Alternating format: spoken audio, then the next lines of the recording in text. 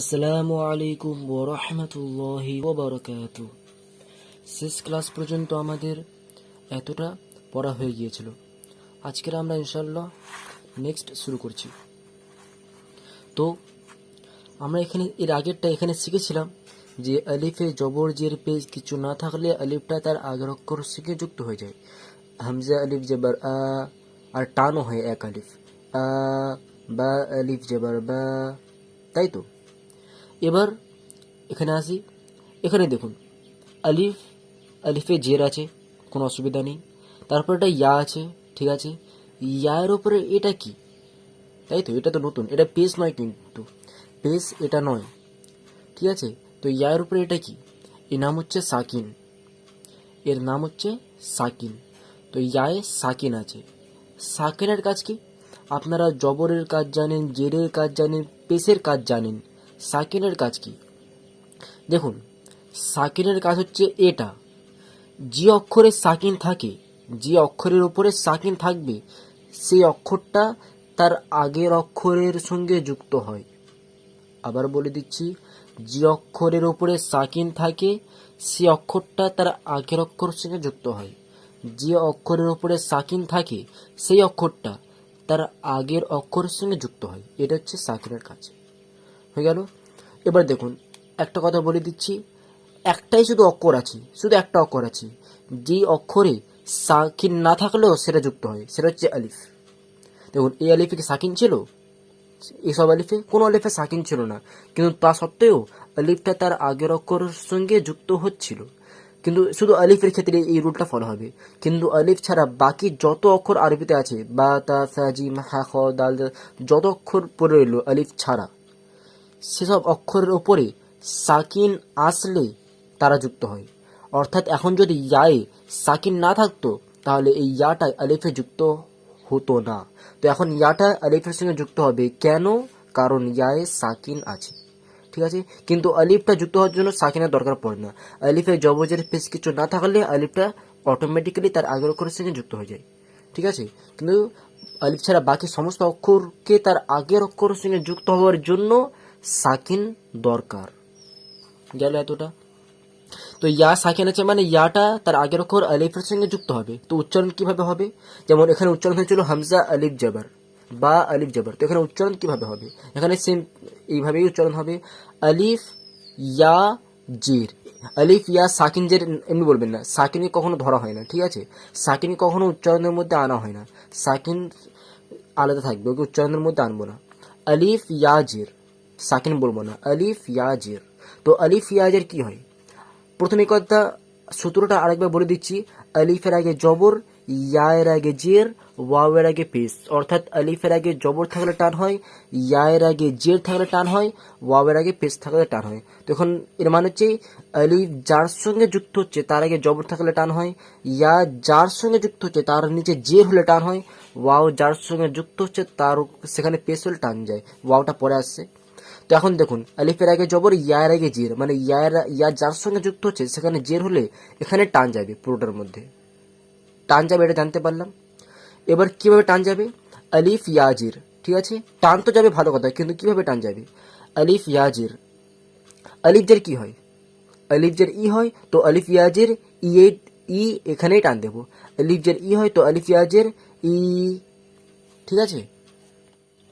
তারপরে নিচে এক নুক্তা আছে একটা, আর নিচের দিকে আছে, উপরের দিকে নেই, নিচের দিকে নুক্তা আছে। তো নিচে এক নুক্তা বা হয়, আমি আগে বলেছিলাম। উপরে এক নুক্তা নুন হয়, নিচে এক নুক্তা বা হয়, তাই জন্য এটা বাই জের আছে। তারপরে এটা হচ্ছে ইয়া, ঠিক আছে, এটা হচ্ছে ইয়ার অন্য রূপ। তো এটাও ইয়া, আর ইয়ায় সাকিন আছে, মানে ইয়াটা তার আগের অক্ষর বায়ের সঙ্গে যুক্ত হবে। বা ইয়া জের, ইয়া বা জের বলবেন না, আগে বা আছে তো বায়ের নাম আগে নেবেন। বা ইয়া জের, বাজের কি হয়? বি, তো বায়াজের বি, ঠিক আছে। মানে ইয়া যার সঙ্গে যুক্ত হচ্ছে সেখানে জের হলে টান যাবে। কিন্তু ধরে নেন ইয়া যুক্ত হচ্ছে যার সঙ্গে, সেখানে জের নেই, জবর বা পেশ আছে, তাহলে টান যাবে না, শুধু যুক্ত হবে। কিভাবে যুক্ত হবে ওটা পরে শিখবো। কিন্তু মনে রাখুন, ধরে নেন ইয়া যুক্ত হচ্ছে, জের নেই, জবর বা পেশ আছে, তাহলে যুক্ত হবে কিন্তু টান যাবে না। কিন্তু এখন ইয়া যুক্ত হচ্ছে, জের আছে, এর মানে টান যাবে। বা ইয়াজের, বা ইয়াজের বি, তাজাজের তি, সা ইয়া জের সি, এটা জিম, ঠিক আছে, এটা বাদ দিলে দেখুন জিম বোঝা যাচ্ছে হালকা হালকা। এবার জিম ইয়া জের জি, কেন ইয়া যুক্ত হচ্ছে, কারণ ইয়ায় সাকিন আছে বলে। এটা হচ্ছে হা, হা ইয়া জের হি, খ ইয়া জের খি, দাল ইয়া জের দি, জাল ইয়া জের জি, র ইয়া জের রি, জা ইয়া জের জি, সিন ইয়া জের সি, শিন ইয়া জের শি, সদ ইয়া জের সি, সি সজ্জের সি হয় না, সিনজের সি হয়, কিন্তু সজ্জের সি হয় না। সদ একটা পুর অক্ষর, তাই জন্য এটা অলওয়েজ পুর থাকবে। অর্থাৎ সদ ইয়ার যে সি, মুখটা হালকা গোল করবেন, পুরোপুরি সুই বলবেন না, হালকা মুখটা গোল করবেন।